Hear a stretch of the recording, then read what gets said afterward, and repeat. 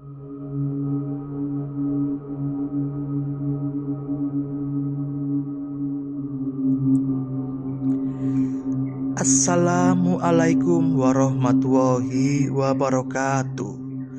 Selamat datang di channel Radio Horor. Di cerita ketiga kali ini, kita akan membawakan sebuah cerita yang kita ambil dari tulisan Simple Man yang berjudul Sang Abdi Sesajen. Cerita ini mengisahkan tentang adanya satu keluarga juragan yang kaya raya sekali, hingga kekayaannya gak usah dipertanyakan lagi. Untuk dimakan 7 turunan pun tidak akan habis. Sampai-sampai Pemda nge-blacklist dia buat beli tanah di daerah tersebut. Mohon maaf, untuk daerah dan tempatnya kita sembunyikan. Soalnya kalau saya sebut, pasti langsung ketahuan siapa yang saya maksud. Oke, langsung saja ke ceritanya.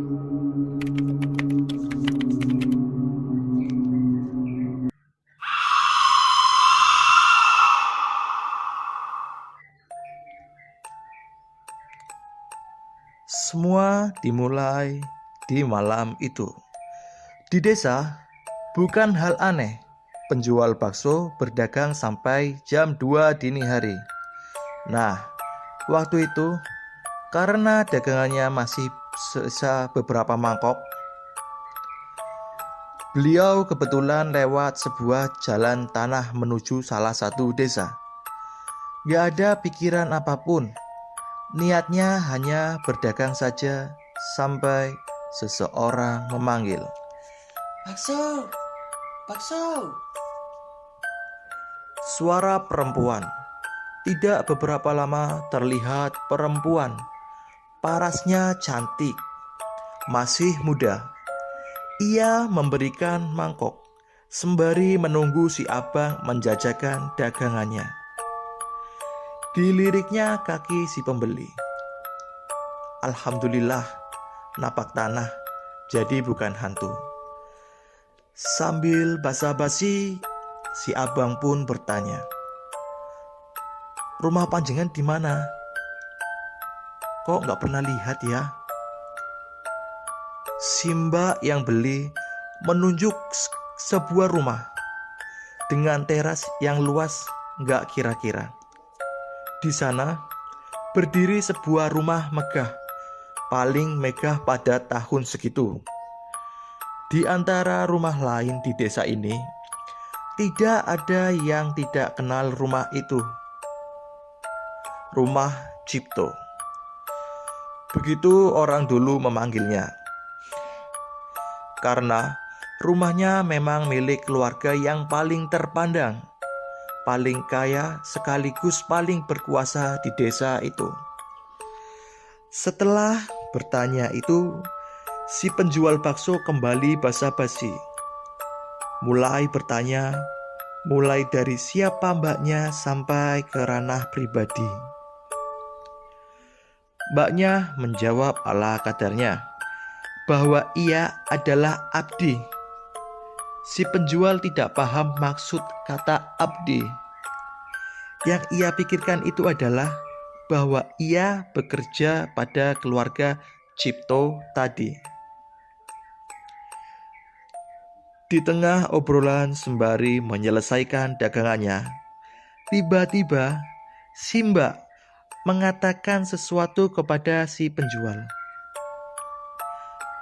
Besok lewat sini lagi ya bang. Jamnya kalau bisa jam segini lagi. Saya akan beli lagi bang." Setelah itu, si mbaknya masuk ke gerbang pagar dan menghilang di balik pintu rumah.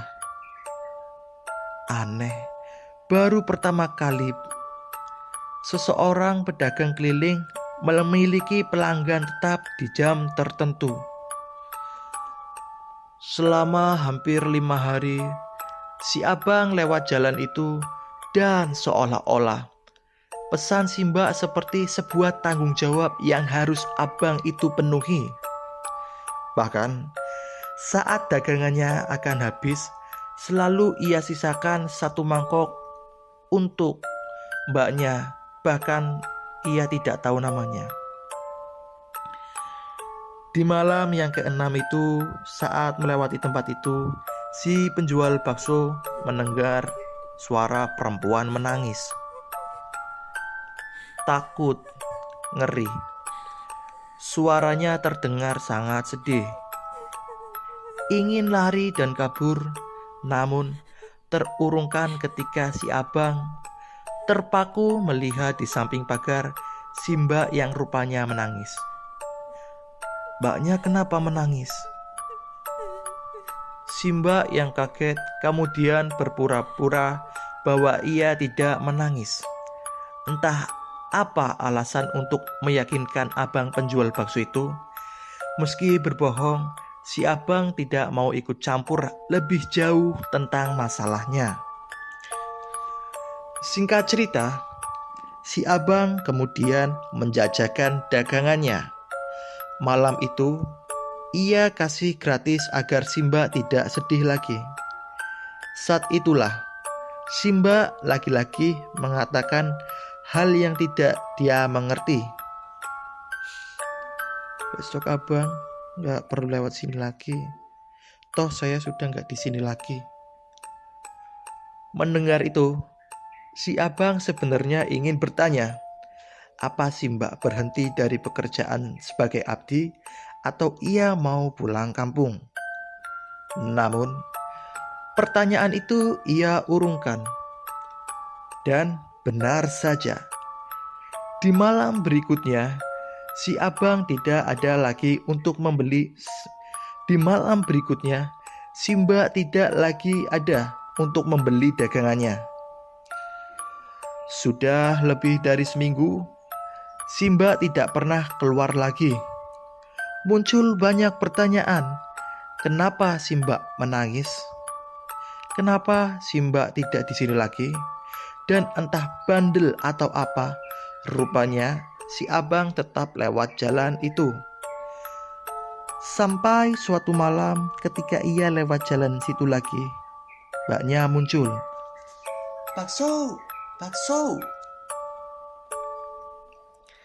Si abang senang bukan main melihat mbaknya muncul lagi. Tanpa basa-basi dijajakan dagangannya itu. Tanpa basa-basi dijajakannya dagangannya itu. Namun malam itu Simba tidak seperti biasanya. Wajahnya murung dan tatapannya terus-menerus menunduk. Tidak hanya itu, bahkan suaranya lebih serak. Mbaknya sudah kembali ke sini ya? Masih tinggal di rumah itu, Mbak?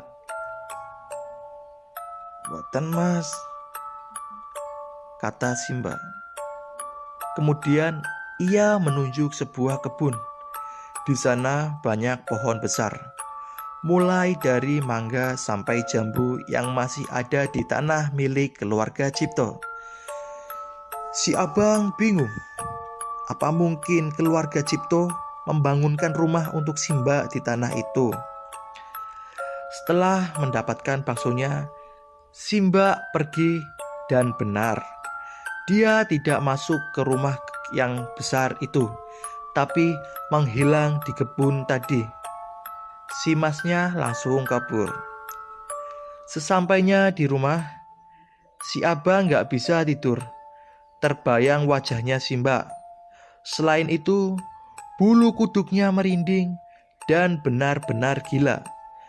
Dari samping rumah si abang, ada perempuan menangis. Namun, si abang tidak berani memeriksa. Ia terus berdoa dan berdoa sampai tertidur. Siang hari, setelah kulakan bahan untuk bakso nanti malam, si abang penasaran. Kemudian ia tidak sengaja lewat jalan itu.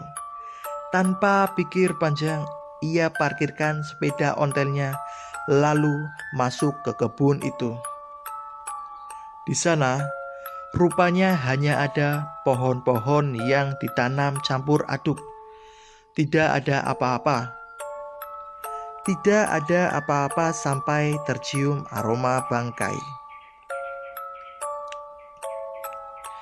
Ketika si abang melihat ke atas pohon mangga, si abang terperanjat melihat si mbak tergantung dengan mata terbuka lebar. Lidahnya menjulur keluar, tatapannya seakan-akan melihat si abang. Melihat itu, si abang teriak minta tolong. Tidak beberapa lama, warga sudah memenuhi tempat itu, termasuk polisi dan si pemilik rumah. Setelah diidentifikasi rupanya, identitas itu adalah si mbaknya, Mbak Ratih. Identitas si mbak adalah Mbak Ratih. Ia bekerja sebagai penjaga anak yang sudah hilang 1 minggu lalu. Pihak Pak Cipto mengira Ratih pulang. Tahu di mana keganjalannya? Tahu di mana kejanggalannya? Yang membuat si abang gaguk gak mengatakan apa-apa. Selain semalam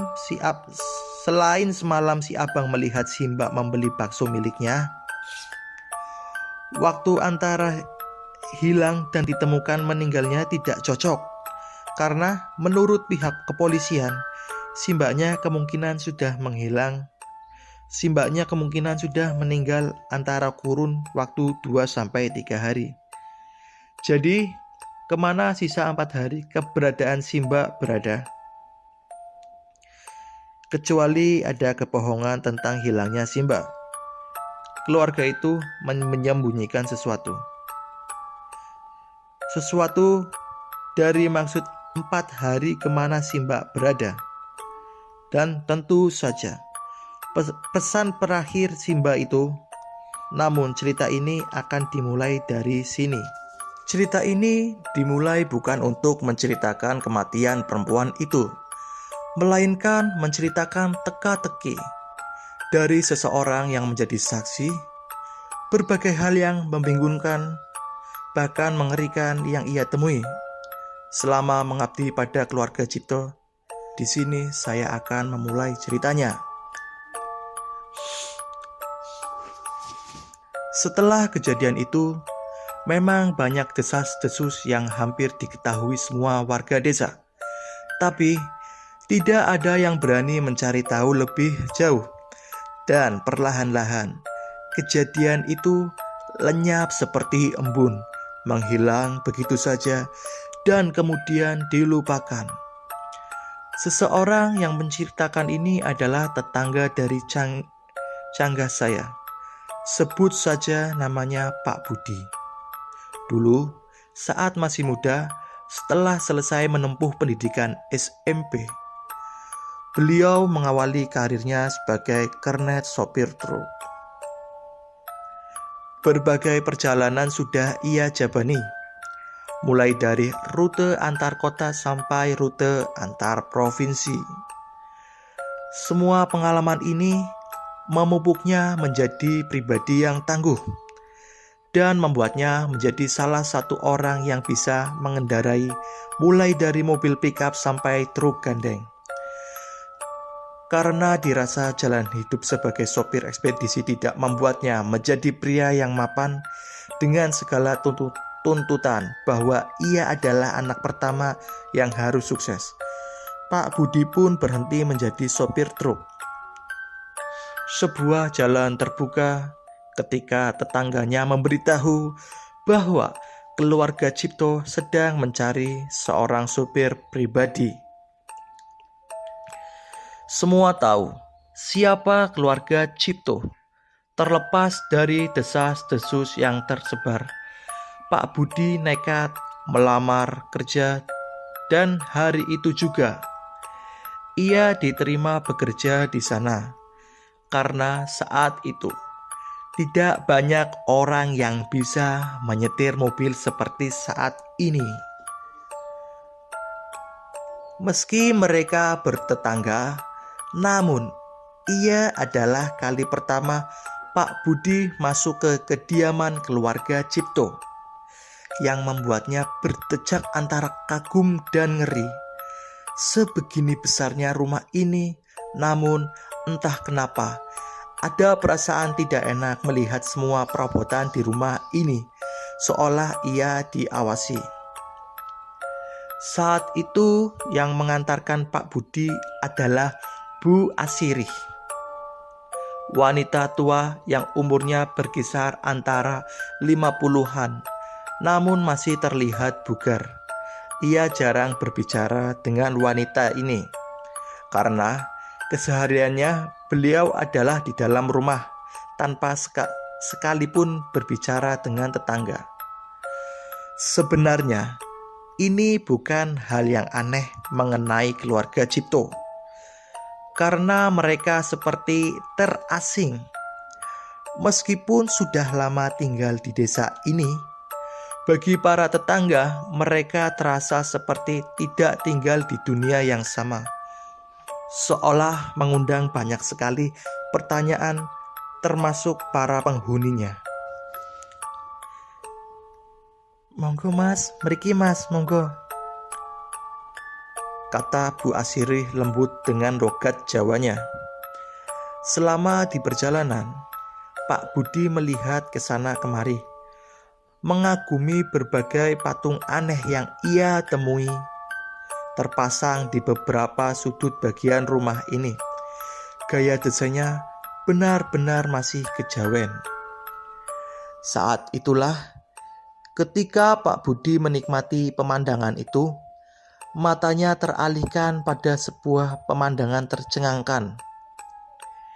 Di ujung matanya, ia melihat seorang anak kecil seusia adiknya sedang duduk di tepi kolam ikan. Ia melihatnya lama dan kemudian teralihkan pada seorang wanita. Wanita ini berdiri tegap di belakang si anak, dan cara dia melihat Pak Budi benar-benar tidak mengenakan, karena ia melihat Pak Budi masih dengan postur tubuh tegap, hanya bola matanya yang mengikuti kemana Pak Budi pergi. Di sudut bibirnya, ia seperti tersenyum menyeringai. Ketika Bu Asirih membuka pintu, melewati beberapa bagian dalam rumah, sampailah ia di sebuah ruangan. Terlihat seperti gazebo atau pavilion yang terbuat dari kayu jati. Di sana ada seorang wanita tua, lebih tua dari Bu Asirih. Ia duduk di atas kursi goyangnya. Matanya terpejam. Namun, belum beberapa lama Bu Asirih mendekati si wanita. Tiba-tiba ia bicara dan membuat Pak Budi tersentak karena kaget. "Iki tah sing bakal dadi sopirku sing anyar. Ini ya yang akan menjadi sopirku yang baru." Begitulah artinya. Bu Asih mengangguk, tidak berbicara, kemudian mencium tangannya.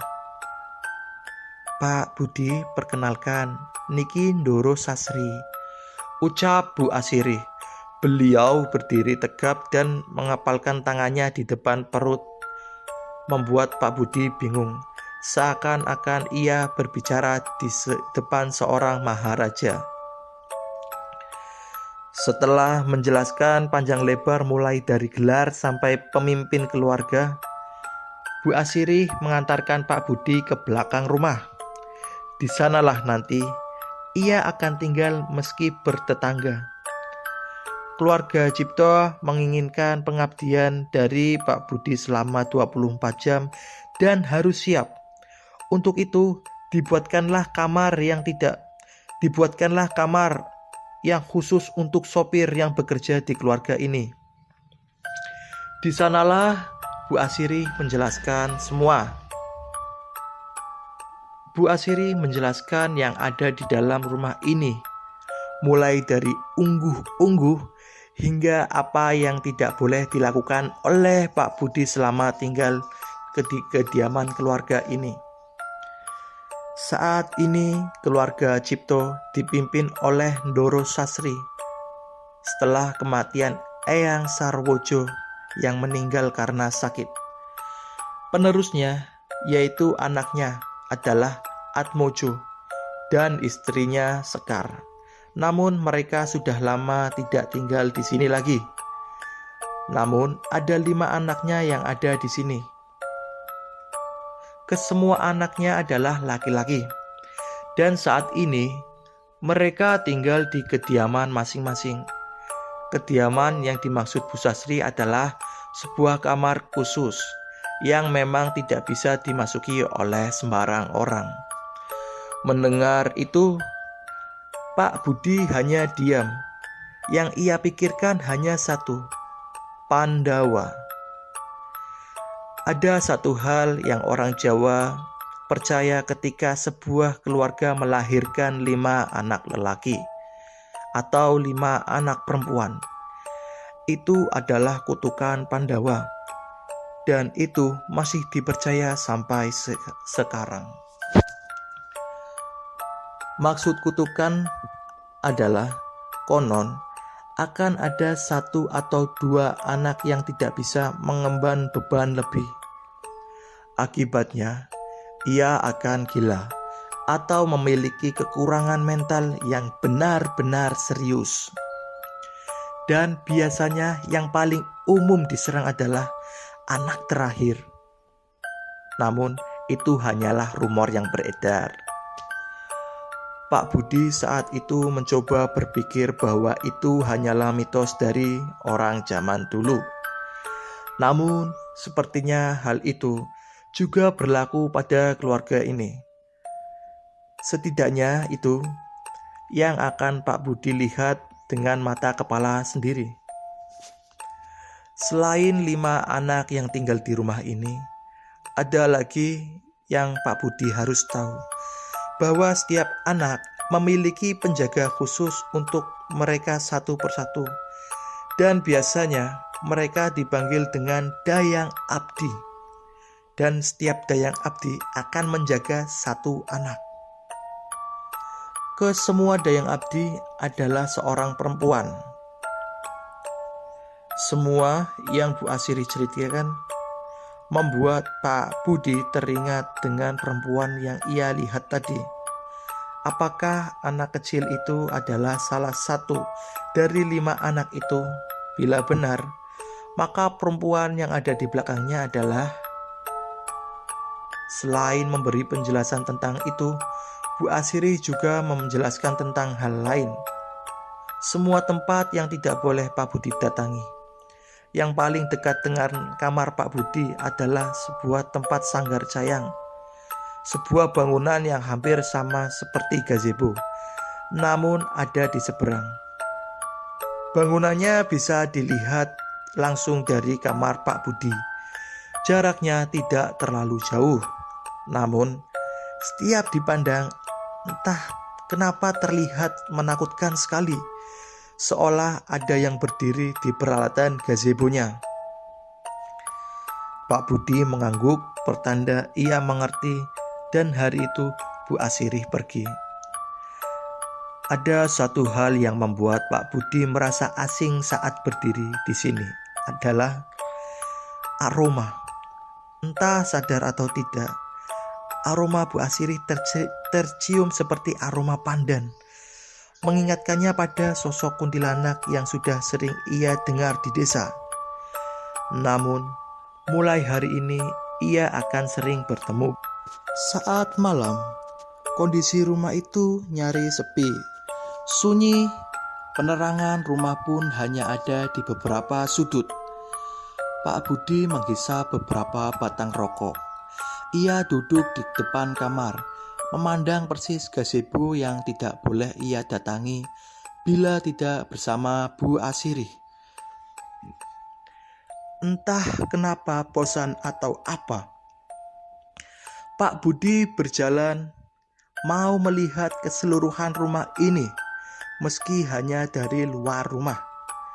Tapi ia tahu larangan itu tidak akan pernah ia langgar. Jadi Pak Budi menghindari gazebo itu. Ia berjalan menuju ke halaman rumah, tempat melihat anak lelaki kecil itu. Ia menelusuri kebun. Cahayanya temberam hanya dari lampu kekuningan. Berbekal rokok, Pak Budi mencoba membuang sepi. Namun, rumah itu benar-benar bukan rumah yang menyenangkan. Sejak awal tiba di sini, Pak Budi masih merasakan bila ia seperti sedang diawasi. Setelah menempuh jalan setapak di kebun, sampailah ia di kolam ikan itu. Ada pohon di sampingnya, lengkap dengan kursi kayu di sampingnya. Di sanalah ia melihat perempuan itu berdiri. Pak Budi kemudian duduk. Pandangannya tertuju pada kolam ikan. Lama ia duduk di sana. Tiba-tiba seseorang mendekatinya. "Mas?" Kaget. Pak Budi langsung berbalik dan mendapati perempuan itu memandangnya. Masih dengan tatapan tidak mengenakan itu, seolah tanpa ekspresi yang membuat bulu kuduk merinding. "Masnya baru kerja di sini ya?" Suaranya sangat dingin. Meski begitu, Pak Budi menjawab sesopan mungkin. Perempuan itu menjawab seadanya. Bahkan ia tidak memberitahukan nama kepada Pak Budi. Ketika mereka masih saling berbincang satu sama lain, tiba-tiba Pak Budi baru menyadarinya. Di belakang perempuan itu, anak lelaki itu bersembunyi di balik badan perempuan itu, mengintip dengan ngeri, seolah-olah Pak Budi memberinya ketakutan tersendiri. Satu hal yang Pak Budi ingat sebelum perempuan itu pergi. "Nek dadi sampean, nek wis bengi ngene, luwih apik gak keluyuran, Mas. Luwih apik sampean ora keluyuran. Sampeyan gorong roh opo sing ono neng kene monggo. Kalau jadi Anda, kalau sudah malam seperti ini, lebih baik tidak kemana-mana. Anda belum tahu." Kira-kira seperti itulah artinya. Dengan senyuman menyeringai, si perempuan pergi, meninggalkan Pak Budi sendiri di dalam keheningan itu. Seketika ketakutan seperti merasuki Pak Budi. Benar-benar bukan rumah yang bagus untuk tinggal. Batin Pak Budi malam itu mengatakan seperti itu. Tidak ada yang bisa diajak bicara layaknya manusia dengan manusia dari lingkungan rumah ini, kecuali dengan Pak Sasongko, pria paruh baya yang sehari-hari bekerja sebagai tukang kebun di rumah keluarga Cipto. Selain orangnya yang humoris, beliau juga sering memberikan wejangan. Waktu itu siang hari terik, Pak Sasongko memangkas rumput. Pak Budi hanya duduk mengawasi, sembari menunggu perintah di hari pertamanya bekerja. Untuk membuang sepi, Pak Budi bertanya perihal bangunan gazebo yang terletak di seberang. Mimik wajah yang cerah Pak Sasongko berubah. "Masnya sudah pernah ke sana?" tanya beliau. "Dereng nggih, Pak. Tapi kula kok penasaran nggih, Pak. Niku bangunan nopo to, Pak?" "Belum, Pak, tapi saya penasaran sebenarnya itu bangunan apa." Begitulah artinya. Sembari memangkas rumput, Pak Sasongko berpesan, "Lebih baik nggak usah dicari tahu, Mas. Daripada nasib sampean nanti seperti..." Belum melanjutkan kalimatnya, Pak Sasongko melirik Pak Budi yang melihatnya dengan tatapan curiga. "Sinten nggih Pak? Siapa Pak? Sudah lupakan saja, kerja saja yang benar ya nak," tutur Pak Sasongko. Bu Asiri menemui Pak Budi, memberi pesan bahwa hari ini Ndoro Sastri harus pergi ke rumah sakit untuk check up. Hal ini dilakukan selalu di hari Kamis. Maka saat itu juga Pak Budi menyiapkan mobilnya, menunggu di teras rumah. Sebenarnya Ndoro Sastri masih bisa berjalan, namun langkahnya tertatih dan harus dibantu oleh tongkat kayu yang selalu menemaninya. Rambut disanggul tongkat kayu yang selalu menemaninya. Rambutnya disanggul. Meski warnanya sudah memutih, namun riasan beliau masih memperlihatkan sosok wanita yang sangat berkarisma. "Berangkat, Le," perintah beliau. Saat itu juga Pak Budi langsung menginjakkan gas mobilnya. Perlahan ia meninggalkan rumah itu. Entah perasaan macam apa waktu itu. Ketika keluar rumah, hati terasa menjadi lebih lega, seolah rumah itu membuat Pak Budi tidak nyaman. "Le, rasan karo griya mungkih." Griya mungkih itu adalah sebutan untuk rumah itu. Tidak banyak yang tahu, bahkan warga desa itu sendiri, termasuk Pak Budi, bila tidak diberitahu Bu Asiri tentang sejarah rumah itu. Rumah turun-temurun dengan adat yang masih terjaga. "Kroso Ndoro," kata Pak Budi. "Panggil Bu saja, awakmu Go Asiri, paham yole," tutur Ndoro Sastri. Pada Pak Budi pun mengangguk. Sosok Ndoro Sastri benar-benar berwibawa. Terlepas dari usianya yang sudah renta, beliau masih membuat segan siapapun yang beliau ajak bicara. Kurang lebih 2 jam Pak Budi menunggu. Akhirnya Ndoro Sastri keluar. Ketika sudah masuk ke dalam mobil, Pak Budi bertanya apakah mau langsung pulang atau mampir ke tempat. Dengan tatapan tegas, Ndoro Sastri memberi sebuah alamat. Saat melihatnya, Pak Budi terenyak sesaat. "Kesini Bu." Ndoro Sastri hanya mengangguk. Tanpa pikir panjang, Pak Budi pun melesat ke tempat itu. Saat sampai di sana, ada beberapa orang yang sudah seperti menunggunya. Pak Budi membantu majikannya tersebut turun dari mobil, menggandengnya dan menuju ke sebuah kamar gedung itu.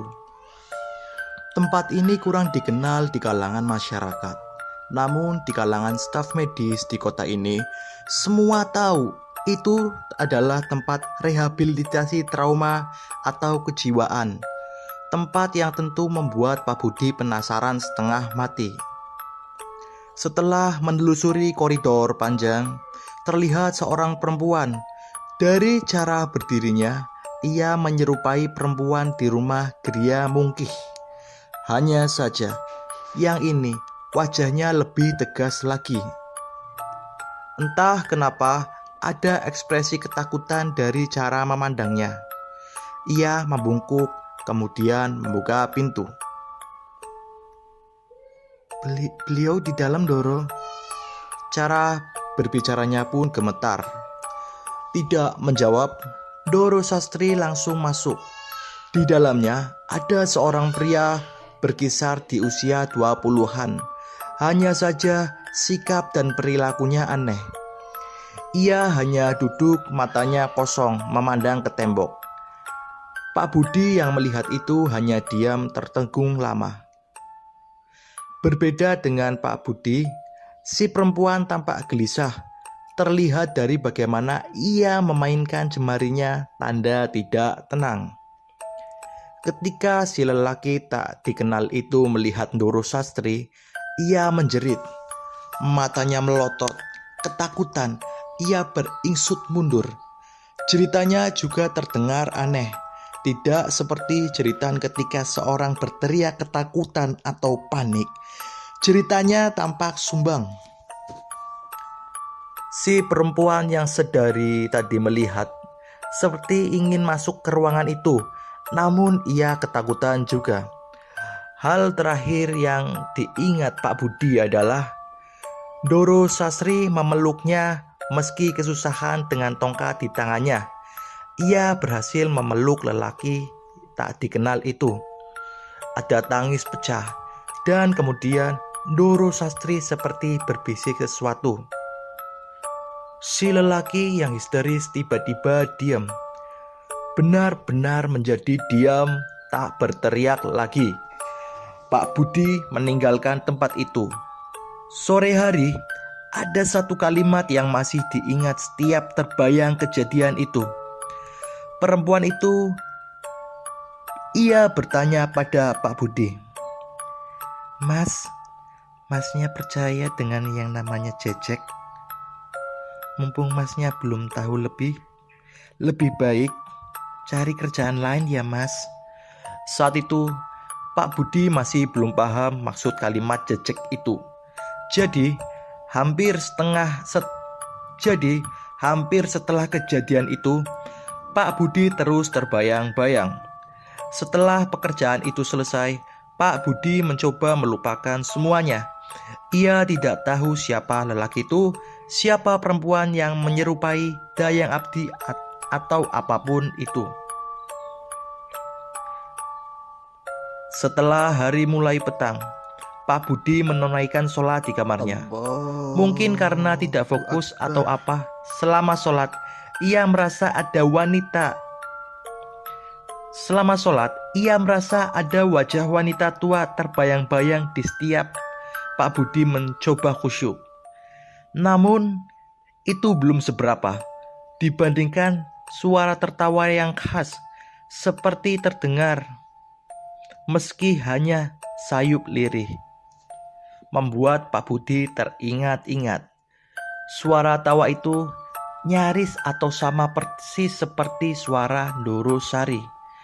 Ya, suara itu terdengar tepat seperti ada di belakang Pak Budi. Tepat setelah Pak Budi selesai menunaikan sholat, ia terkejut, bahkan tercekat mendengar suara pintu kamarnya diketuk. Dengan was-was Pak Budi membukakan, ditemuilah Bu Asirih melihatnya. Ndoro ingin ketemu mas, monggo jenengan kola antarke. Ibu ingin ketemu mas, silakan saya antarkan. Bingung. Pak Budi izin mengganti sarungnya untuk mengenakan celananya. Setelah selesai, Pak Budi mengikuti Ibu Asirih. Seperti sebelumnya, tidak ada percakapan antara mereka berdua, seolah Pak Budi dibiarkan tenggelam sendirian.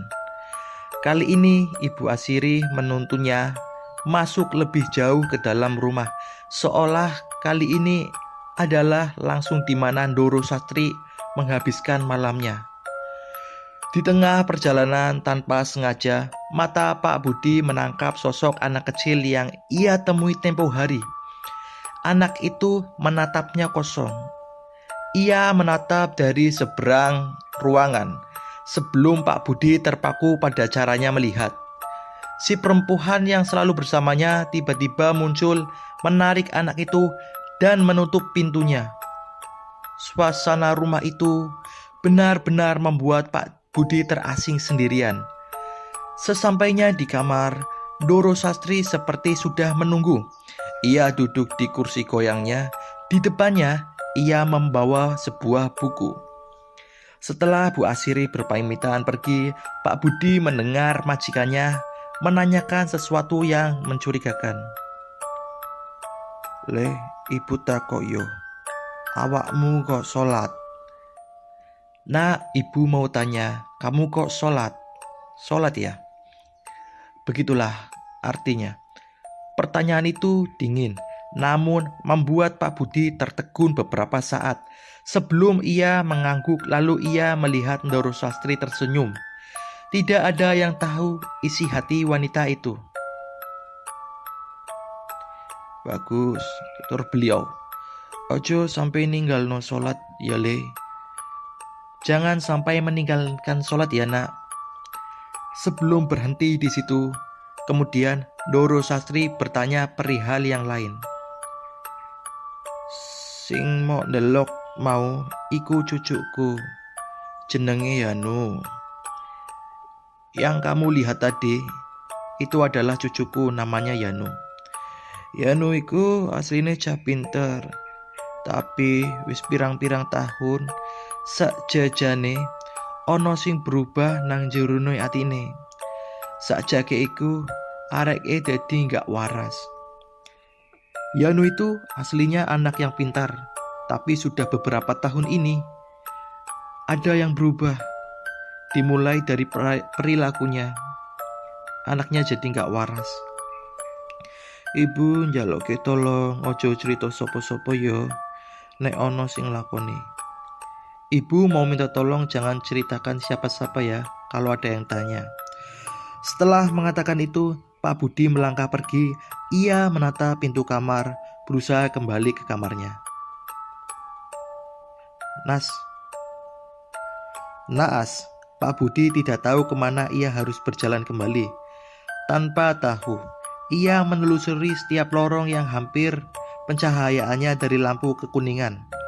Hanya banyak pintu sama yang Pak Budi lihat. Manakala ia menuruni anak tangga, Pak Budi terhentak saat melihat seorang anak lelaki lain. Yang lain terlihat seperti versi dewasanya, anak kecil yang Pak Budi lihat. Anehnya, lelaki yang ini hanya melihat Pak Budi saja, seperti patung. Tatapannya tidak kalah mengenakan dari tatapan semua yang pernah Pak Budi lihat di rumah ini. Mohon maaf, kata Pak Budi, bingung setengah takut. Saya sopir baru di sini. Bila boleh bertanya, kemana saya harus kembali ke... Sebelum selesai mengatakan, si laki menunjuk sebuah pintu. Tidak menjawab kalimat Pak Budi, dan di belakang lelaki itu, lagi-lagi ada perempuan lain. Perempuan itu sama diamnya, hanya melihat pergerakan Pak Budi melalui bola matanya. Benar saja, pintu itu langsung menuju teras rumahnya. Tanpa pikir panjang, ia pun kembali ke kamarnya. Lelah dengan semua yang ada di rumah ini. Setelah 1 minggu bekerja di rumah ini, Pak Budi mulai tahu sesiapa anak lelaki yang ada di rumah ini. Dimulai dari anak kecil itu hingga anak lelaki yang Pak Budi lihat pada malam itu, semuanya adalah cucu dari Ndoro Sastri. Namun meski begitu, Pak Budi masih belum paham apa yang terjadi pada mereka semua dan apa alasannya mereka tampak sangat misterius seperti itu. Yang pertama adalah anak kecil itu. Ia sering menghabiskan waktunya bermain di kolam ikan bersama perempuan yang menjaganya. Namun bila dilihat dengan seksama, anak itu lebih sering merangkak dibandingkan berjalan dengan kedua kakinya. Tidak hanya itu yang Pak Budi lihat. Tulang kaki dan tangannya tampak berbeda bila dibandingkan dengan tulang anak seusianya yang lebih besar. Ia seperti terjebak dalam tubuh yang kurus, meski warna kulit kuning langsatnya mengaburkan kejanggalan itu. Bahkan ketika perempuan yang menjaganya membawanya masuk ke rumah, anak itu lebih suka digandeng layaknya primata. Cara berjalannya seolah mengisyaratkan bahwa tulangnya sangat lemah dan tidak normal. Anak yang Pak Budi temui di malam itu juga tidak kalah aneh.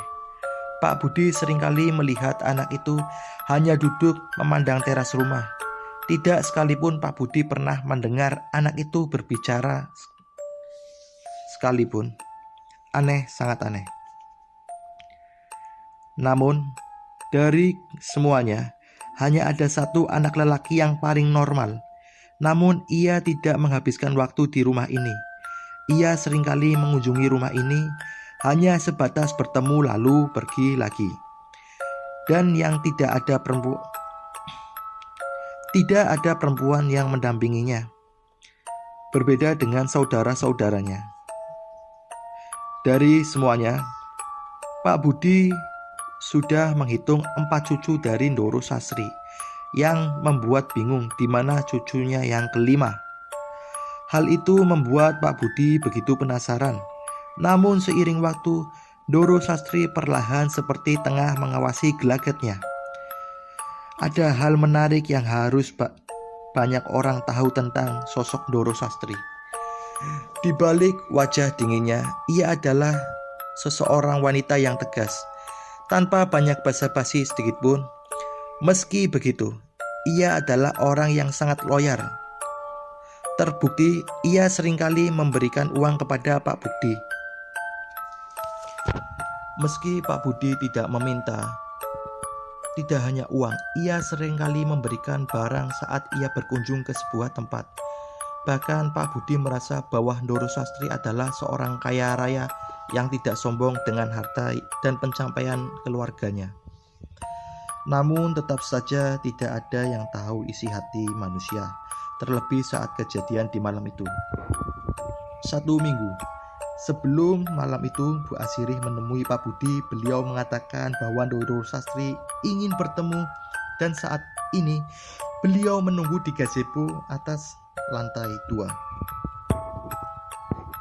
Sebelum Pak Budi pergi menemui Ndoro Sastri, Pak Budi menatap Bu Asirih dengan tatapan bertanya-tanya.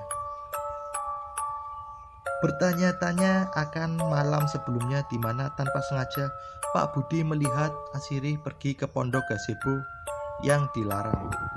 Namun Pak Budi hanya mengintip dari celah jendelanya. Tidak hanya itu, Pak Budi begitu tertarik dengan apa yang dibawa Bu Asirih. Sebuah sesajen lengkap dengan aroma dupa yang sudah dibakar. Semenjak itu, Pak Budi semakin yakin ada yang disembunyikan di rumah ini. Ketemulah Pak Budi sama seperti sebelumnya. Ndoro Sastri hanya duduk di atas kursi goyangnya. Melihat Pak Budi, ia mengisyaratkan senyuman, kemudian menyuruh Pak Budi untuk duduk. Dengan suara tegasnya yang terdengar seperti orang-orang tua kebanyakan, Ndoro Sastri, "Ale, minggu ngarep terno ibu yo ning gunung. Paling kong kinep neng kono iso yo. Nak, minggu depan antarkan ibu ya ke gunung. Mungkin nanti kita akan menginap di sana." "Nginep pirang dinten nggih, Bu?" "Menginap berapa hari, Bu?" "Iso 3 dino, iso 2 dino. Tergantung urusane mari po durung. Bisa 3 hari, bisa 2 hari. Tergantung urusannya selesai apa belum." Nggih Bu, sakit. "Iya Bu, bisa Bu." Namun di dalam kepalanya ia bertanya urusan apa ia harus pergi ke tempat semacam itu. Tidak ada apa-apa di sana, bahkan itu bukan gunung yang menjadi objek wisata. Setahu Pak Budi, gunung itu adalah tempat dari banyak rumor tentang tempat penuh aura mistis. Meski yang didengar Pak Budi hanya sebatas di telinga saja, namun ia tidak berhak mempertanyakan apapun terhadap majikannya, terhadap Ndoronya, karena ia bekerja kepadanya. Meski begitu, pikiran itu tidak bisa hilang begitu saja. Bersiap untuk pamit, Pak Budi melangkah pergi, namun Ndoro Sastri menghentikan. Sik tole, sik. Ibu durung mari ngomong." "Sebentar dong nak, ibu belum selesai bicara." Pak Budi pun kembali duduk. "Ngene le, mene. Pas ngeterno ibu, gak usah takon aneh-aneh yo. Ibu gak seneng ambek pitakon sing aneh-aneh. Ojo mokir sing aneh-aneh pisan. Ya wis nyopir ae kaya biasae. Anggap awakmu ra ero apa-apa, ngerti lo? Begini nak, besok selagi mengantarkan ibu tidak perlu tanya aneh-aneh. Ibu tidak suka ditanya yang aneh-aneh. Jangan mikir aneh-aneh juga. Sudah nyupir saja seperti biasanya. Anggap kamu tidak tahu apa-apa. Tutur Doro Sasri yang halus seperti memiliki makna berlainan. Seolah kalimat itu sudah dipersiapkan lama sekali untuk menekan Pak Budi dan membuatnya tidak berbicara apa-apa. Jadi, apa yang sebenarnya Pak Budi lihat? Semenjak malam ketika Pak Budi memergoki Bu Asirih, setiap malam ia akan menunggu di balik celah jendela kamarnya, berharap ia mendapat sedikit jawaban apa yang sebenarnya Bu Asirih lakukan. Namun nyatanya ia tidak lagi menemukan keganjilan itu lagi. Di siang hari yang terik, ketika Pak Budi sudah menyelesaikan tugas mencuci mobil, ia berjalan keliling rumah. Meski ada keinginan untuk mendekati gazebo yang dilarang itu, Pak Budi tetap menghormati aturan di mana ia bekerja. Berkeliling rumah ini memberinya sensasi kagum. Setiap bangunannya dibuat semenarik mungkin layaknya rumah-rumah keraton Jawa. Karena hampir sekian bagiannya selalu menggunakan bahan kayu jati solid. Di tengah ia berkeliling, ia melihat anak kecil itu. Anak yang bahkan sampai hari ini Pak Budi bekerja, tidak ia ketahui namanya. Pak Budi mendekatinya, berharap bisa menyapanya, karena ia adalah bagian dari keluarga tempat ia bekerja. Berbekal permen di kantongnya, Pak Budi semakin mendekati si anak. Suara langkah kaki Pak Budi membuat si anak ketakutan. Ia menoleh dengan mata bundarnya. Mata mereka saling melihat satu sama lain. Pak Budi tersenyum, namun si anak menatapnya begitu saja. Benar-benar cara menatap yang membuat semua orang tidak nyaman. "Adik mau permen?" kata Pak Budi. Si anak masih diam, tidak ada kalimat atau gerak tubuh. Setelah dirasa tidak ada tanggapan, si anak masih tidak juga merespon apa yang Budi tawarkan. Ada sesuatu yang ganjil yang terjadi pada anak ini. Ia tersenyum, menunjukkan dua gigi depannya yang berlubang. Kemudian ia menunjuk Pak Budi. Cara menunjuknya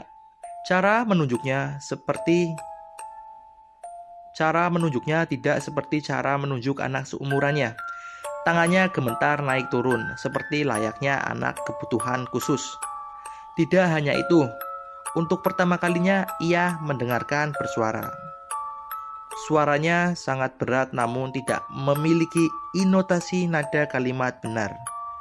Terdengar seperti ha ha. Dan itu membuat Pak Budi tidak mengerti sama sekali. Lalu kejadian itu terjadi. Meski si anak tampak tersenyum memamerkan giginya, ia melihat ada air mata keluar dari dua bola matanya seakan ia menangis. Menangis dengan ekspresi wajah tersenyum. Lalu si anak membenturkan kepalanya ke lantai. Keras sekali. Hal itu membuat Pak Budi berlari menghentikan si anak. Ia tidak tahu saat memegang si anak. Anak itu meronta meminta Pak Budi melepaskannya. Cengkraman anak itu. Hal yang membuat Pak Budi ingat adalah ia melihat perempuan yang menjaganya si anak itu datang. Dengan ekspresi kaget, melepaskan Pak Budi dari si anak dan membawanya pergi. Sebelum pergi, ada tatapan marah di wajah si perempuan kepada Pak Budi. Hal itu membuat Pak Budi bingung. Malah keberangkatan itu pun tiba. Sebelumnya, Bu Asirih sudah memberitahu agar menggunakan mobil lain. Mobil yang lebih besar. Mobil yang bahkan belum pernah Pak Budi sentuh sama sekali. Hal itu tidak menimbulkan kecurigaan apapun. Tidak sampai ia tahu siapa saja yang pergi. Malam itu, Pak Budi sudah memarkirkan mobilnya di halaman rumah, menunggu kedatangan Doro Sasri. Dari jauh, Pak Budi melihat dengan mata kepala sendiri. Si anak kecil melihatnya dari jauh. Di belakangnya ada si perempuan. Tatapannya mereka dingin. Tidak hanya itu saja, pemandangan lain terlihat dari lantai 2. Pak Budi bisa melihat dengan jelas anak lelaki yang lain. Ia menatap sama dinginnya, sama seperti si anak dan si wanita di lantai pertama. Seakan-akan mereka memberi salam perpisahan kepada Pak Budi. Tidak beberapa lama, Doro Sasri keluar. Ia dibantu oleh Ibu Asirih. Melihat itu, Pak Budi segera membantunya masuk ke mobil. Doro Asirih mengenakan kebaya putih dengan terusan sewek selendang batik. Dari gaya busananya, seolah Doro Sasri akan menghadiri perjamuan. Tidak ada pertanyaan terlontar dari Pak Budi. Hanya sekelibat pemikiran liar saat melihat penampilan Doro Sasri malam itu yang benar-benar terlihat layaknya bangsawan Jawa. "Berangkat sekarang, Doro?" tanya Pak Budi yang sudah duduk di bangku sopir. Belum mendapat jawaban apapun, tiba-tiba pintu mobil terbuka dan Ibu Asirih melangkah masuk lalu ikut duduk di samping Doro Sasri. Pak Budi terdiam sejenak sebelum Doro Sasri mengatakan, "Asirih melu yo Lek." "Asirih ikut ya nak." "Nggih," kata Pak Budi gaguk. Ini mengejutkan. Baru pertama kali Pak Budi melihat Ibu Asirih keluar dari rumah ini. Sebagai abdi yang paling tua di rumah ini, Pak Budi belum pernah melihat wanita tua itu meninggalkan rumah ini. Bahkan untuk belanja pun ia tidak pernah keluar rumah. Karena sejatinya Ibu Asirih lebih suka menyuruh abdi lain atau Pak Sason tukang kebunnya untuk menyelesaikan kewajiban bila harus keluar rumah. Bila dipikir ulang, Ibu Asirih juga misterius, sama misteriusnya dengan keluarga ini. Seakan-akan ada pembatasan dirinya dengan beliau yang tidak dapat menjalin hubungan sebagai sesama pengabdi di luar cipto ini. Namun segera Pak Budi menepis pikiran itu.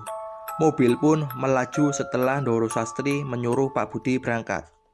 Di tengah mobil yang melaju, Doro Sasri mengatakan, "Leh, mampir di Lek nih, Yanu yo." "Nak, kita mampir sebentar ke Yanu."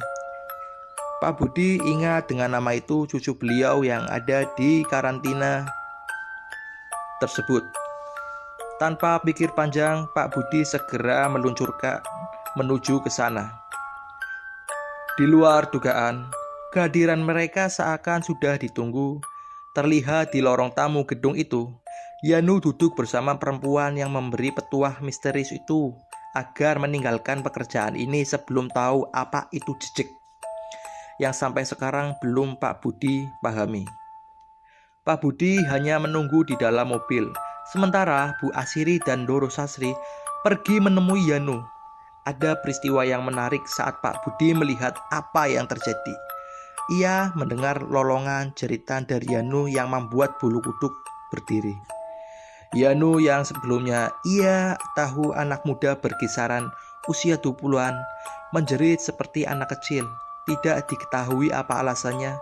Namun bila diperhatikan dengan seksama, apakah ada hubungannya dengan Ibu Asirih?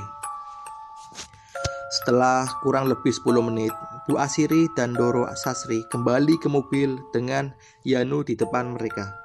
Kini mereka berdua sudah masuk ke dalam mobil. Ulangi, kini mereka bertiga sudah masuk ke dalam mobil. Dan perasaannya tidak mengenakan sebelum Pak Budi meninggalkan tempat itu. Perasaan Pak Budi pun merasa semakin tidak enak karena tatapan perempuan itu kepada Pak Budi. Seakan-akan perempuan itu mengatakan, "Lak wis diomongke kudune rungokne pisuruhku. Bukannya sudah kubilang, dengarkan ucapanku." Pak Budi pun melanjutkan perjalanan itu menuju tempat yang Doro Sasri ceritakan tempo hari. 7 jam perjalanan. Jam menunjukkan pukul 2 dini hari. Memasuki sebuah jalanan yang sepi, sunyi. Kiri kanan hanya ada pepohonan rimbun. Kabut perlahan muncul. dan hanya Pak Budi yang terjaga saat itu. Setidaknya itulah yang Pak Budi pikir sebelum Pak Budi menyadari.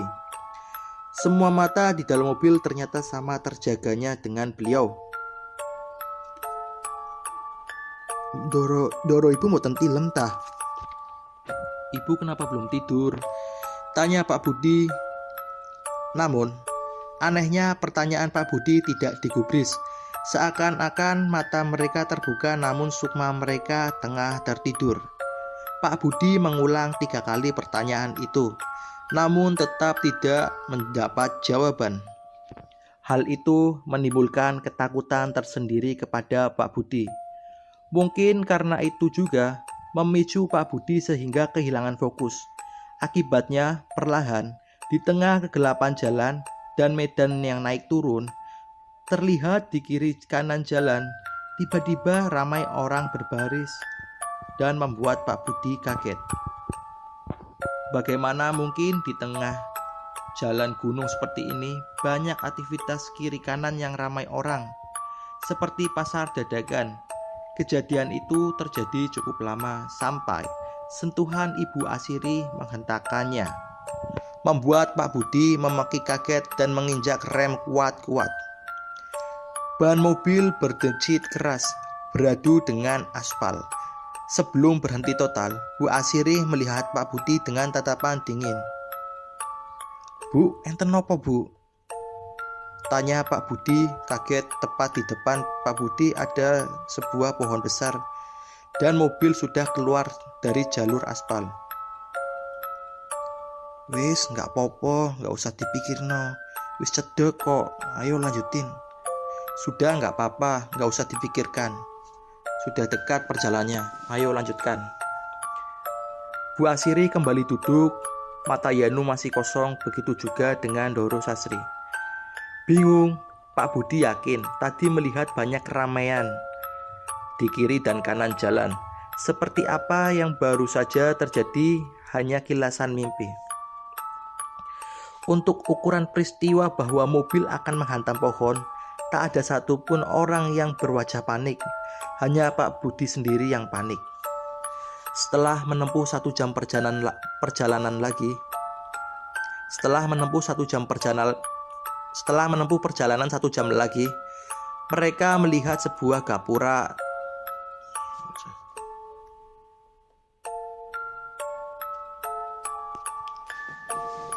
Setelah menempuh 1 jam perjalanan lagi, mereka melihat sebuah gapura.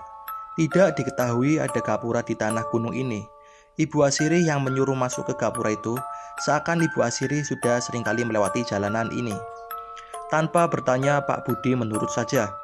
Meski perjalanan tidak beraspal, tanahnya tampak sering dilewati oleh mobil. Dengan kanan dan kiri masih pohon lebat. Cukup jauh dari jalan utama sebelum mencapai sebuah dengan bertulisan villa besar. Di depannya bertuliskan Villa THS. Pak Budi melirik tulisan pada papan tua. Bangunannya menyerupai bangunan Belanda. Yang Pak Budi pertama kali pikirkan tentang bangunan itu mungkin adalah bangunan milik pribadi Doro Sasri. Yang menjadi masalahnya adalah di luar villa sudah ada mobil lain terparkir. Villa bagus sekali. Hanya pencahayaannya yang kurang di sana sini. Pak Budi memarkirkan pelan. Dari luar ada lelaki yang membukakan pintu, membantu Doro Sasri keluar. Lirikannya membuat Pak Budi merinding karena dari caranya melihat seperti bukan Doro Sasri yang Pak Budi kenal. Bukan hanya Doro Sasri, Yanu juga dibantu keluar. Mereka membawanya masuk ke villa. Sementara Ibu Asiri meminta Pak Budi menunggu di dalam mobil. Tidak lama kemudian, Ibu Asiri masuk ke villa. Pak Budi berdiam sendirian, melihat bahwa samping villa hanya ada pepohonan gelap. Pak Budi keluar dari mobil. Ia duduk di atas kap mobil, menyalakan sebatang rokok. Ia merasa ngeri bila memperhatikan sekitar. Masih bingung siapa pemilik mobil lain di sini, dan ada yang Dan ada apa sebenarnya dilakukan majikannya di tempat seperti ini? Tidak beberapa lama, terdengar suara orang memanggil. Pak Budi pun melihat dari jauh. Ibu Asirih memanggilnya. Melambaikan tangannya, Pak Budi pun bersiap menuju ke sana. Sebelum ada seseorang tiba-tiba keluar dari mobil terparkir. Rupanya dari tadi di dalamnya ada orang lain. "Jangan mendekat, Mas," kata orang asing itu. Logatnya seperti orang Jakarta. "Gimana, Mas? Itu teman saya yang memanggil." Orang asing itu masih diam, lalu berujar dengan nada bertanya, "Yakin itu temanmu yang baru keluar dari mobil, Mas?" Ucapan orang itu membuat Pak Budi bingung. Tepat ketika melihat Ibu Asirih lagi, tidak ada orang yang berdiri di sana. Hanya lorong villa yang gelap. Di tempat seperti ini, hal seperti itu sudah biasa, Mas. Anggap saja ada yang ingin kenalan. Pak Budi mendekati orang itu. Orang itu memberitahunya kalau dia memang dari kota Jakarta. Alasan kenapa dia ada di sini karena ia baru saja mengantarkan majikannya. Di tengah percakapan itu, Pak Budi tiba-tiba bertanya, "Tempat apa sih, Mas, ini? Kok pelosok sekali untuk ukuran villa pribadi?" Orang itu diam lama, mengapati, kemudian melihat Pak Budi sembari berkata, "Anda sopir baru ya?" Pertanyaan itu membuat Pak Budi merasa aneh, seolah-olah ia baru saja melontarkan pertanyaan yang salah. Namun Pak Budi menjawab, "Nggih, Mas." Orang itu pun terdiam lama. Ia menghisap rokoknya dalam-dalam sebelum melepaskannya, sampai asap putih mengepul di udara. Seolah bingung dengan apa yang harus dikatakan, orang itu berkata, "Bila belum jauh, lebih baik berhenti saja. Pesan saya cuma itu saja, Mas. Anggap saja itu cara saya kenalan sama Anda." "Maksudnya gimana, Mas?" tanya Pak Budi. Dan tiba-tiba seseorang menepuk bahu Pak Budi. Itu adalah Bu Asirih seraya melihatnya dengan tatapan tidak mengenakan. "Dicelok ket mau kok nggak dijawab. Ayo melbu." "Dipanggil dari tadi kok nggak dijawab. Ayo masuk." Pak Budi mengangguk, bersiap berpamitan dengan orang itu. Tapi anehnya tidak ada siapapun di sana. Hanya Pak Budi sendirian dengan Bu Asirih yang masih menunggu Pak Budi melangkah dari tempat itu. "Golek opo? Cari apa kamu?" Pak Budi pun hanya diam sembari berjalan mengikuti. Selama di perjalanan masuk villa, Ibu Asirih mengatakan hal-hal yang Pak Budi tidak mengerti, tentang unggah-ungguh menjadi abdi sebuah keluarga, tentang sejarah dan bagaimana adat istiadat dijaga di sebuah keluarga, dan berakhir di kalimat sesajen. "Budi," kata Ibu Asirih dengan nada dalam dan dingin, "awakmu percaya ambe Ndoro Sasri?" "Budi, kamu percaya dengan Ndoro Sasri?" "Nggih, Bu." "Bagus. Awakmu siap dadi abdi nang keluarga iki?" Pak Budi terdiam lama. Ia mencoba mencerna kalimat itu. "Abdi sing kaya apa, Bu, maksudnya jenengan?" "Abdi yang bagaimana, Bu, maksud Anda?" "Abdi sing bakal nuruti kemauan junjungane. Abdi yang bakal harus mengikuti majikannya itu apapun." Pak Budi tidak menjawab. Ia masih mencerna setiap kalimat itu, sampai suara teriakan dari Yanu terdengar. Ibu Asirih langsung berlari. Penasaran, Pak Budi mengikutinya. Ia masuk ke dalam villa, yang rupanya dari dalam seperti bangsal. Banyak lorong dan pintu kamar di sepanjang jalan. Di dalam begitu lembab, sampai Pak Budi bisa mencium bebauan kemenyan di sana. Ibu Asirih berhenti di sebuah bangsal kecil. Setelah menuruni anak tangga di sana, ada pintu tua lengkap dengan kotak dengan besi layaknya pintu penjara. Di dalamnya ada Ndoro Sasri duduk di kursi goyang dengan rambut terurai berantakan dan menutup wajahnya. Ibu Asirih mendekati Ndoro Sasri yang terus-menerus menggoyangkan kursinya. Pak Budi hanya diam termagu melihatnya.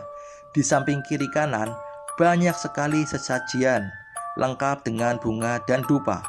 Di sana, sini, Ibu Asri mengambil sekerawuk bunga 7 rupa.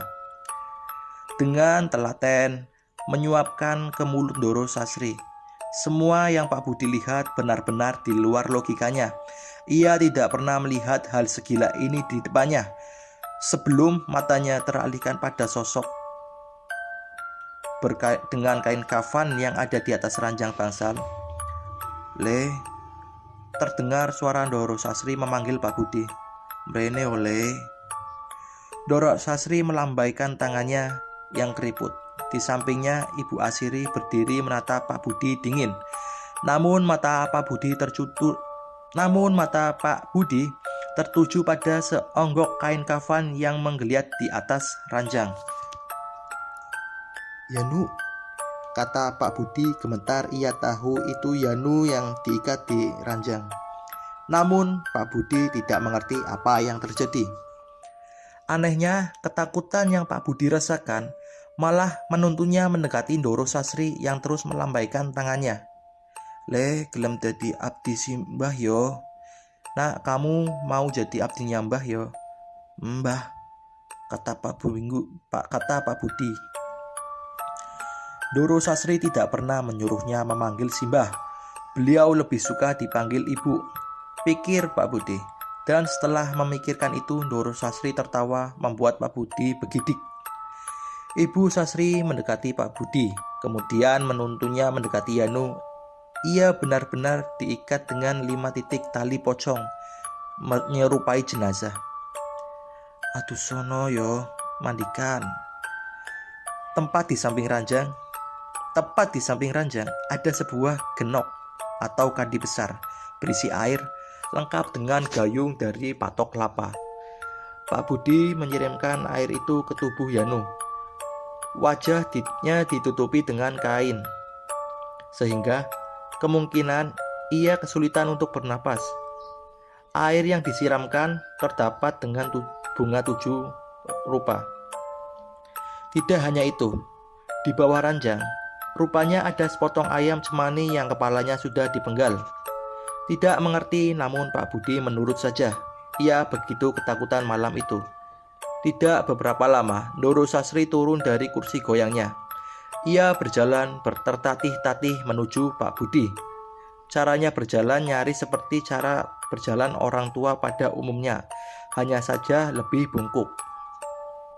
Tepat ketika Ndoro Sasri sudah di depan Pak Budi, ia melihat Yanu kemudian menangis di atasnya. Pak Budi beringsut mundur, masih tidak mengerti dengan cekatan. Ia melepaskan satu persatu ikatan tali pocong kemudian menelannya bulat-bulat. Pak Budi yang melihatnya mual. Yanu yang sedari tadi menggeliat tiba-tiba terbujur kaku. Ia tidak lagi bergerak sama sekali. Ndoro Sasri kemudian mendekati Pak Budi membawanya keluar dari ruangan itu. Ia menutup pintu, menuntun Pak Budi menjauh dari tempat itu. Di sebuah tempat yang jauh dari ruangan itu, Ndoro Sasri duduk di depan Pak Budi yang tampak syok. Ia tak tahu apa yang diperbuatnya malam ini. Saiki takokno apa sing kepinginmu takokne le. Sekarang tanyakan semua pertanyaan yang kamu ingin tahu. Sinten jenengan asline? Siapa Anda sebenarnya? Tanyakan yang lain saja. Sinten sing rasuki ndoro ibu? Siapa yang ada di dalam tubuh ibu? Liane. Yanu sedo. Ibu Asri menggelengkan kepala. Enggak, ragane tok sing mati. Kulo yo nopo bu? Saya bagaimana bu? Ibu Asri tersenyum melihat Pak Budi. Ia tahu pemuda di depannya sudah ketakutan setengah mati. Ya tergantung. Ucapan itu membuat Pak Budi menatap Ibu Asri lama sebelum akhirnya Ibu Asri pergi. Mene mole. Nek wis mari kabeh. Besok kita pulang kalau semuanya sudah selesai. Pagi hari Ibu Asri datang menemui Pak Budi. Kemudian ia mengatakan, "Dinteni Ndoro neng teras. Kamu dicari ibu di teras." Pak Budi berdiri kemudian melangkah menuju Ndoro Sasri. Doro Sasri dia menatap taman di teras villa. Wis wero kabeh awakmu le. Kamu sudah tahu semuanya. Pak Budi hanya menggelengkan kepalanya. Asiri gorong cerita ta. Asiri belum cerita ya? Dereng bu. Mari ki ayo mulai. Setelah ini kita pulang. Selama perjalanan, Pak Budi tidak bisa melepaskan matanya dari Yanu. Tubuhnya dibalut dengan selendang, matanya sayu, kosong, tidak bernyawa. Di dalam batin Pak Budi bergemuruh keinginannya untuk berhenti dari pekerjaan ini. Namun ia terganjal bagaimana bila hal buruk menimpanya, apa yang akan terjadi dengan keluarganya. Bagaimana bila ia menceritakan ini kepada orang lain? Adakah yang percaya? Bukti apakah yang bisa dibuktikan? Sesampainya di Gria, Doro Sasri mengajaknya ke gazebo yang dilarang itu. Awakmu penasaran toh ambek goniki? Kamu penasaran kan sama tempat ini? Anehnya Pak Budi menjawab, iya, tidak lagi penasaran. Mboten bu. Kok ngono? Oh iya bu, awakmu wis ora apa sing apa nang kono. Kamu sudah tahu apa yang ada di sana. Nggih bu, kula nebak niku cucu mbarep sampean bu, Mas Yano. Oh, dadi wis ero kabeh saiki. Jadi kamu sudah melihat semua.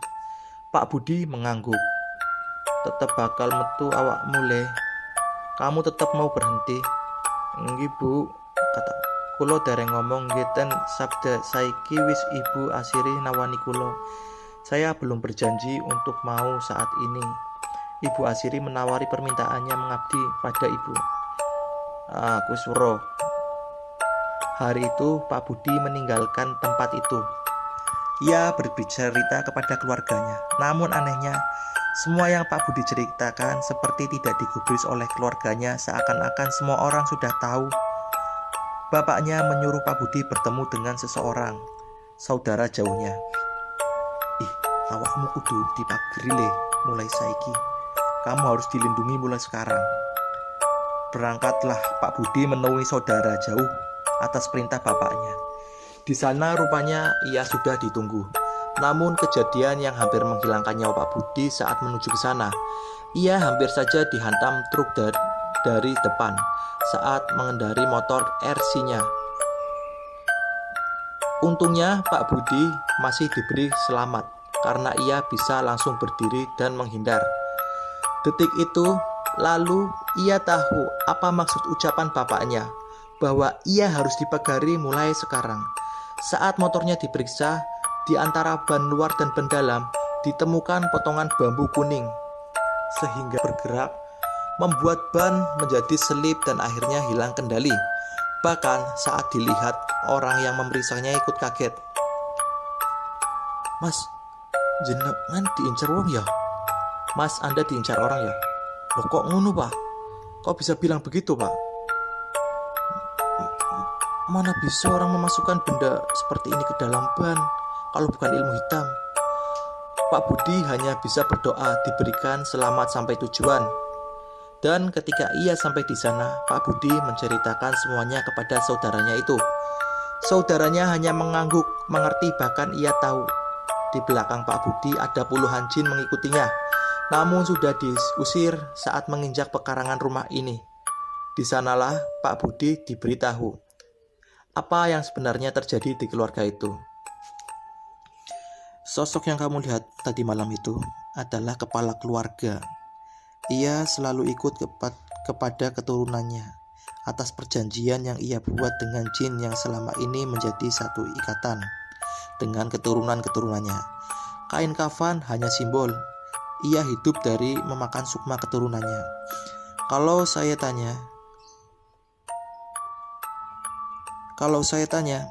ada yang aneh gak sama keluarganya, sama anak-anaknya, sama cucu-cucunya? Tanya saudara Pak Budi. Gantan mas, cucu roto-roto aneh kabeh. Ada mas, cucunya rata-rata sikapnya aneh semua. Saudara Pak Budi tersenyum kejut mendengarnya. Keluarganya tidak akan bisa utuh. Mereka harus menanggung konsekuen dari perjanjian, entah harta, entah nyawa, atau paling kecil tunawicara. Kakaknya, ia buta. Kakaknya lagi mengalami gangguan kejiwaan. Dan yang kamu pikir ada di gazebo itu anak pertama, dia lumpuh. Maksudnya sampean arek sing ndelok aku iku gak iso ndelok Mas, tapi areknya sering nonton aku. Maksudnya gimana? Anak yang Mas kira buta itu bisa lihat aku loh, ucap Budi. Kemungkinan ia hanya bisa merasakan kehadiranmu karena cuma kamu yang belum mengabdi kepada keluarga itu. Kamu sering diperlakukan tidak menyenangkan oleh mereka kan? Mereka sedang mencoba ngasih tahu kamu biar segera pergi meninggalkan keluarga itu. Paham? Ucap lelaki itu. Tapi ono cucu siji sing normal Mas. Tapi ada satu yang normal Mas. Ya, dia yang nanti akan jadi pewarisnya, dan keturunannya juga yang akan terus menanggung akibatnya. Semacam itu. Nandur balak, menanam perkara, dan akan terus mengikuti. Pernah dengar kalau pesugihan itu sebenarnya mengambil rezeki dari keluargamu sendiri, dari darah dagingmu sendiri. Baiklah, jin bisa membuat dagangan kamu laris. Yang sebenarnya terjadi, rezeki yang kamu dapat dari cara sesat ini hanya mengambil jatah milik keturunanmu. Oh, seperti itu cara kerja pesugihan. Pesugihan opo niki Mas jenenge Mas? Pesugihan dolor renca. Pesugihan yang menggunakan keluarga sendiri sebagai tumbal. Ganti rugi atas apa yang mereka dapat bisa berupa harta yang melimpah, namun sebagai gantinya saudaranya harus rela mati sukmanya. Tahu siapa orang yang menjaga agar tradisi ini tetap ada di keluarga ini? Duh, siapa Mas? Wanita tua yang selalu di samping majikan kamu. Siapa namanya? Asiri. Mas, mau ngomong, nek aku diperlakukan ngono, cek ne sadar aku gak terikat ambek keluarga iki, terus piye ambek cah wedok sing dadi abdi gawe cucune? Mas tadi bilang kalau aku diperlakukan seperti itu biar sadar dan tidak terikat dengan keluarga ini. Lantas bagaimana dengan perempuan yang sudah mengabdi pada cucunya?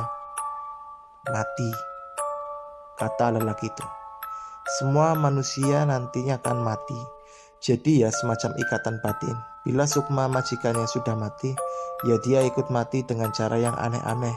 Bisa penyakit, bisa kecelakaan, bisa bunuh diri juga. Sebenarnya kamu beruntung, majikan kamu tidak mau kamu terikat juga. Yang jahat itu si Asiri. Dia yang ingin kamu mati, tapi tidak apa-apa. Mulai sekarang lebih dekat lagi sama Allah. Umur manusia Allah yang pegang, bukan wanita itu. Hari itu Pak Budi belajar banyak. Ia tahu apa yang terjadi di keluarga itu. Potongan pertanyaan yang selama ini tertanam di kepalanya kini terjawab. Sejak saat itu kemanapun Pak Budi pergi, ia selalu menceritakan cerita ini kepada sahabatnya, tetangganya, saudara-saudaranya. Ia tidak mau lagi melihat ada seseorang yang ia kenal mengikuti jejak pesugihan yang bukan hanya menyengsarakan pelakunya, namun berimbas pada semua keluarganya.